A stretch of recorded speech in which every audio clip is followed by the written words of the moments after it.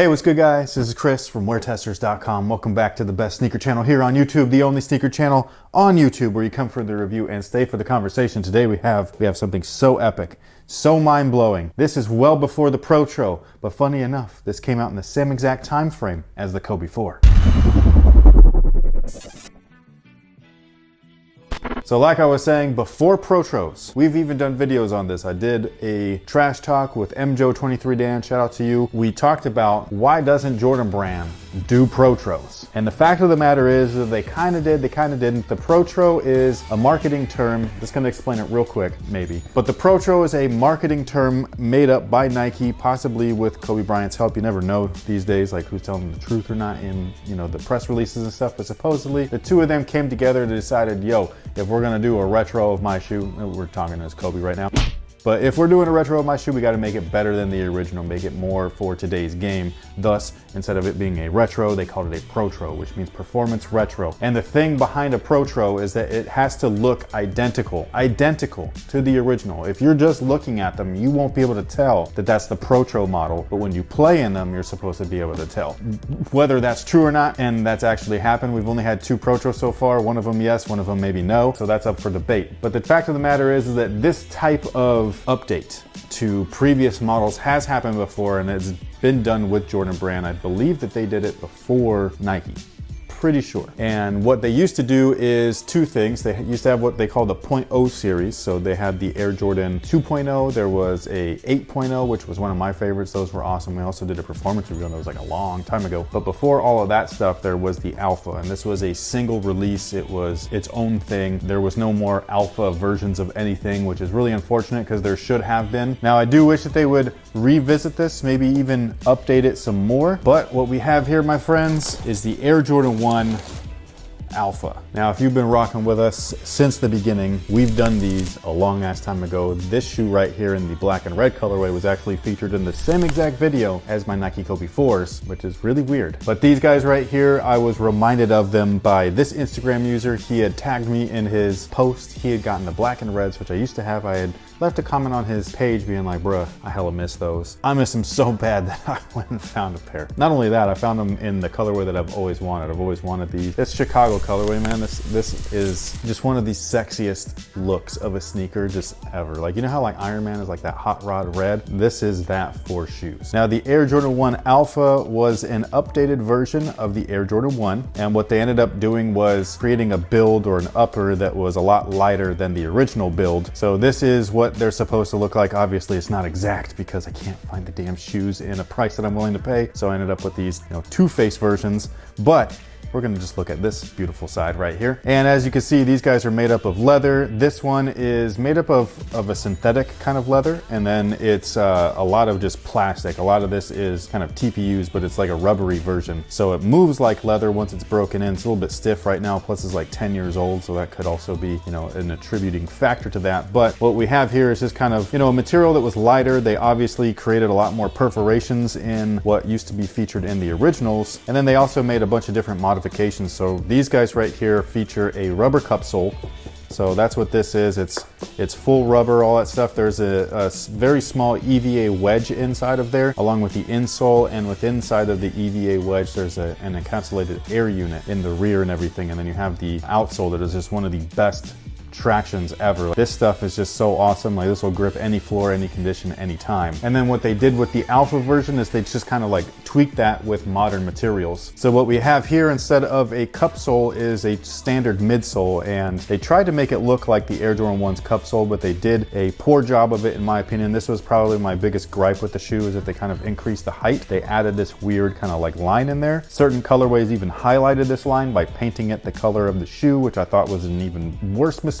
However, they did keep the stitching in the top line, which I think is awesome because this is what makes OG Air Jordan 1s wearable for so long. So the rubber is not going to disintegrate on you like polyurethane would, and then the glue, even if it fails, the midsole is stitched, or the cup sole is stitched onto the upper traditionally in the Air Jordan 1. So again, that kind of like retains the grasp of the upper to the midsole, so you won't have your sole popping off and all that stuff. If you happen to have, for whatever reason, an OG pair and you wanted to wear them, they're probably still wearable for the most part anyways. And then the traction on these is modified, but still has that same OG flair to it. So if you can see that, they've actually added herringbone, which is just just, I mean, man, this is awesome. Like if you're gonna update the best traction of all time, you do it like this. This is so cool. They even took the star design from the toe, they moved it on up to the pivot point. I just think that this is so dope, and they don't do this type of thing enough. This is the perfect time to do it. Retro, nostalgia, it's at an all-time high right here. If anything, people are maybe starting to get a little bit tired of it. So the best thing to do when people are getting tired of something is to revamp it a little bit. So how do you do that? You put more tech in there, you update it just a little bit, just enough to where it still looks like what you like, but it plays like what you want. And that's what this thing is all about. I just think that they could redo this with premium materials because leather is still awesome to play in. The Protro has taught us that, but the tech specs and all that stuff, I mean, just switch it up a little bit. And that's one of the other things besides the Phylon midsole here, is that these actually have a full-length bottom loaded zoom air unit. This is the only Air Jordan 1 right here with full length zoom, believe it or not. Now they paid tribute to the, OG model right here since '85. That's basically the origin of the Air Jordan and the Air Jordan 1. When these originally released, Dwayne Wade was the main guy at Jordan Brand, so he would actually wear these in Miami. Now another updated feature is the collar right here. The originals obviously were leather. This guy right here changes that up and it uses a lot more padding, a lot more sculpting. It's got that quilted liner in there as well. And then inside, hopefully you guys can see a little bit of that, but it's got that dog bone kind of like pillow to it. Cups the Achilles really nicely. It's got, again, more padding in that area. And that was borrowed directly from the Air Jordan 23. This one is done a lot more thin. So this one's got a lot more padding to it, which I prefer this guy right here, but you can see that the lining is the same, the dog bone shape is the same, or the little heel notches, whatever that you want to call them, like Achilles pillows. It's really cool that they were able to take parts of the 1, obviously, and then parts of the 23, and basically come full circle with it from start to finish. Now the sizing on these guys, they fit true to size for the most part. However, there's a lot of extra volume in these because they're made on a different last than the typical Air Jordan 1. So for me, if I want to get the sizing that I like, which is that nice snug fit, then going down half a size for me works well. My original pair was my true size, and again, I had to like really tighten those things up, and then the toe would bubble. So these guys, I went down half a size. They fit me perfect. They fit like a glove. I still can't play though. I am injured. I am rehabbing my torn calf, which is the injury. I gotta say, I get really frustrated dealing with it, but I'm trying to be patient. But that pretty much takes care of it for these guys. This is just kind of like a look back, a retrospect, the first Air Jordan 1 with full length zoom. The Air Jordan 1 Alpha, or Air Jordan Alpha 1. I think there was a different Air Jordan 1 Alpha, which was the UNC. I used to have those too. Anyways, these things are gorgeous. I'm glad to have them back in my possession. Let me know what you guys think. Do you think that this should be something that they revisit? I wholeheartedly just feel in my gut that if they do this even better than they did it this time, and they do it now, game over, man. Like a Protro. Thank you so much for watching. Sound off below with your thoughts. We appreciate you guys, and until next time, have a good one. So do you remember these? Yes. And I don't even know what you thought about them then. What do you think about them now? I think this is going to be an unpopular opinion, probably. According to everybody or according to me? Don't hurt me again.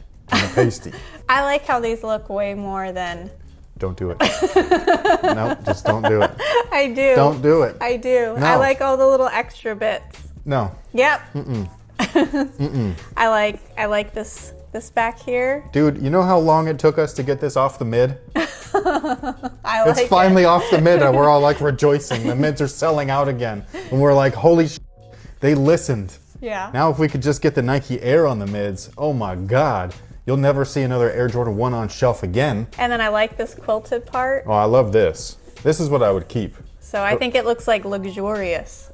Oh, for sure. That's what the 23 was all about, like minimal build, and it was supposed to be like very little glue, so that's why there's so much stitching. Yes. It's an older way of constructing shoes, because like a dress shoe. The quiltedness, because it was so thin that they added those dog bone pillows, or the Achilles notches, and the fact that they did it even better here, and I mean, we've seen this since then like multiple times in different shoes, but it's still like a great feature to have. I don't like the perforations. I think that those look really weird. You don't like the polka dots? No, I never did. When they're on your feet, especially from far away, like I remember Dwayne Wade wearing them in the game and I was like, man, those are dope. They're just, and so it still gives you that flair. Yeah. I wish that this midsole was yours. like on your women's shoe. Right, where you can't even tell.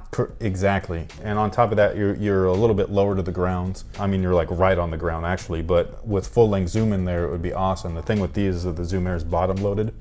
So you don't feel the springiness until the Phylon breaks in. And even then you still won't feel it like completely, but you'll definitely feel more comfort here than original pair of Jordan 1s or you know, the retros or whatever. So did this just shoot to the top of your list of what you want to play in once you're not injured? What else is on my list? I can't even remember. I really want to play in the KD12s though. Oh, okay. I really want to try those. But then, yes, I do want to play in these again. I don't remember what else we got. The KT4 lows, kind of, you know, I don't think those are going to be too different. What else is there? I can't even remember. You don't even remember because you're not saying anything. That was a fake ass laugh. What are you doing? If you're gonna keep that laughing, you gotta keep in my thing. Hold on, I can't even do it as fake as you. You gotta Fire Marshal Bill over here. Cigar. No, you remember Fire Marshal Bill from Jim Carrey? From In Living Color?